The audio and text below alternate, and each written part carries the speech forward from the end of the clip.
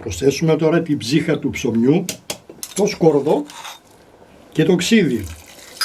Θα το ανακατέψουμε.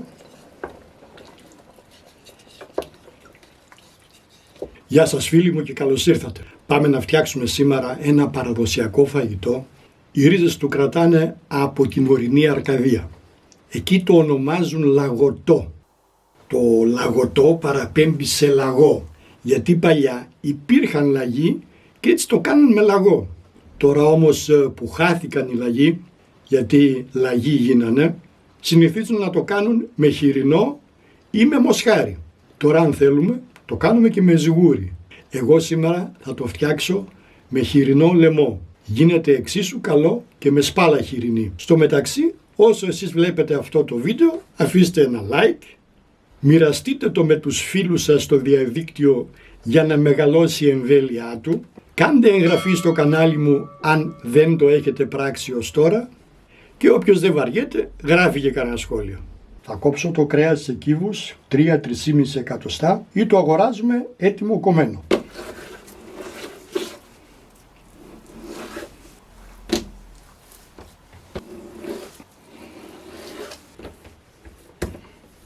Ωραίες μπριζόλες.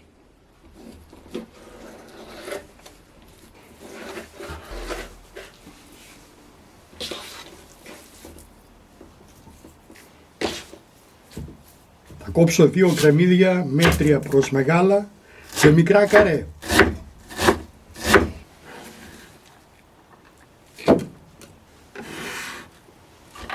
Θα περάσω 3 μεγάλες ώριμες ντομάτες από το τρίφτη. Από τις χοντρές τρύπες. Τη συνταγή αυτή και άλλες διάφορες θα τις βρείτε και στο χρυσό σκουφάκι. Σχετικό link σας αφήνω από κάτω. Θα ρίξω 80 γραμμάρια ελαιόλαδο σε μια κατσαρόλα με χοντρό πάτο. Θα το αφήσω να κάψει. Θα σοτάρω μέσα τα κομμάτια του κρέατος λίγα λίγα.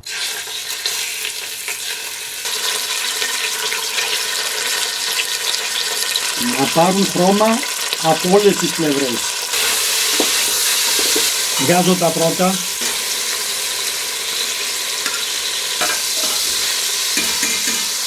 Και συνεχίζω.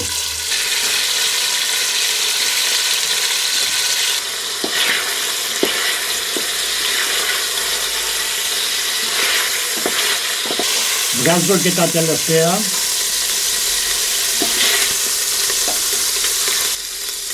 Στο ίδιο λάδι θα προσθέσω το κρεμμύδι. Θα το αφήσω να μαραθεί καλά.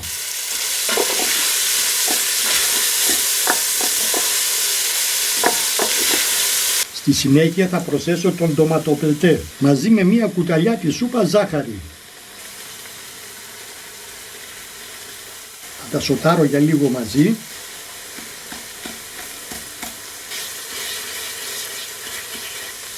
Στη συνέχεια θα προσθέσω την ντομάτα.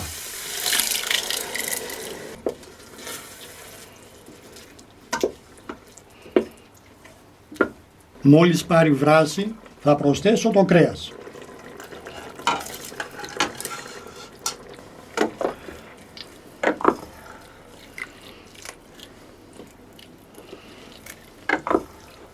Θα του ρίξω το ανάλογο αλάτι, λίγο πιπέρι.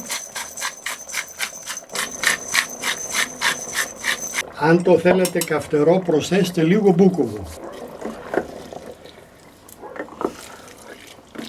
Θα προσθέσω και τόσο ζεστό νερό όσο να σκεπαστεί το κρέας. Θα ρίξω μέσα και ένα ξυλάκι κανέλας. Αν θέλετε μπορείτε να προσθέσετε και ένα καρφάκι γαρίφαλο. Θα το αφήσουμε να σιγοβράσει με κλειστό καπάκι έως ότου μαλακώσει το κρέας. 1 με 1,5 ώρα. Εξαρτάται από το κρέας. Για τη σκορδαλιά θα χρειαστώ 8 με 10 σκελίδες σκόρδου ή όσες νομίζετε. Εγώ θα βάλω 8 γιατί είναι μπαμπάτσικες. Θα λιώσω τα σκόρδα στο γουδί. Αν θέλετε μπορείτε να τα περάσετε και από το blender. Θα χοντροκόψω στο blender τα καρύδια. Έτσι να πιάνει και κανένα στο δόντι. βάλω στο μπλέντερ 3 φέτες μπαγιάτικο ψωμί χωρίς την κόρα, που αντιστοιχεί σε 120 γραμμάρια. Όσο περισσότερο βάλετε, τόσο πιο πηχτό θα βγει το φαγητό σας.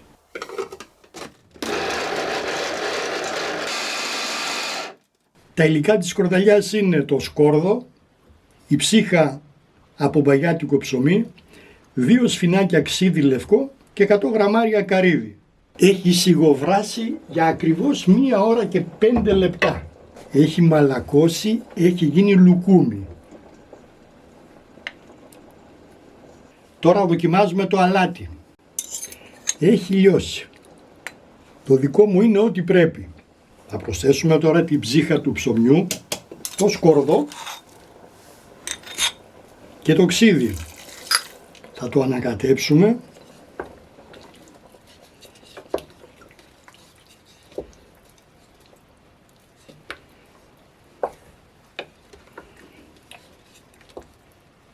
Αφαιρούμε και το ξυλάκι της κανέλας, σκεπάζουμε και μόλις αρχίσει και βράζει μετράμε 5 λεπτά και το κατεβάζουμε. Αφήνουμε το φαγητό για κανένα 20 λεπτό να ηρεμήσει και να δέσουν οι γεύσεις. Το καρύδι θα το ρίξουμε μέσα λίγο πριν σερβίρουμε.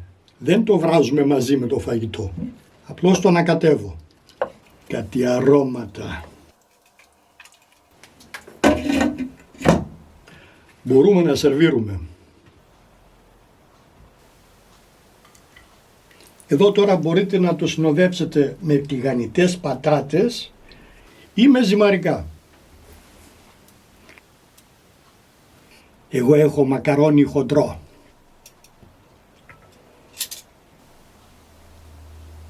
Το μακαρόνι θέλει φυσικά και ξηρή μυζίδρα. Μπόλικη.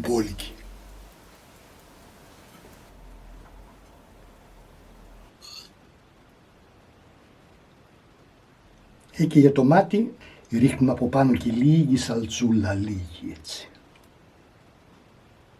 Δεν είναι αυτό γιορτινό πιάτο?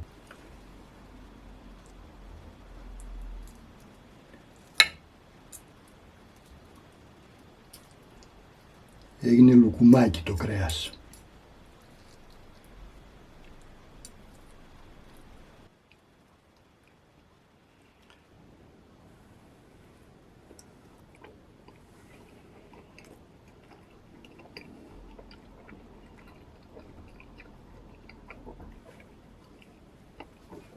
Είναι η μοναδική φορά που δεν θα σας περιγράψω τη γεύση.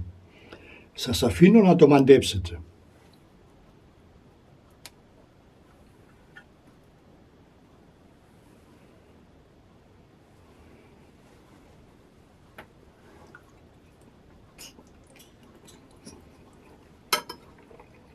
Είναι μια πάρα πολύ καλή επιλογή για γιορτινό τραπέζι. Με το χοιρινό έγινε τέλειο. Εσείς αν θέλετε μπορείτε να το κάνετε και με μοσχάρι. Τα λέμε πάλι στο επόμενο βίντεο. Ως τότε, γεια σας.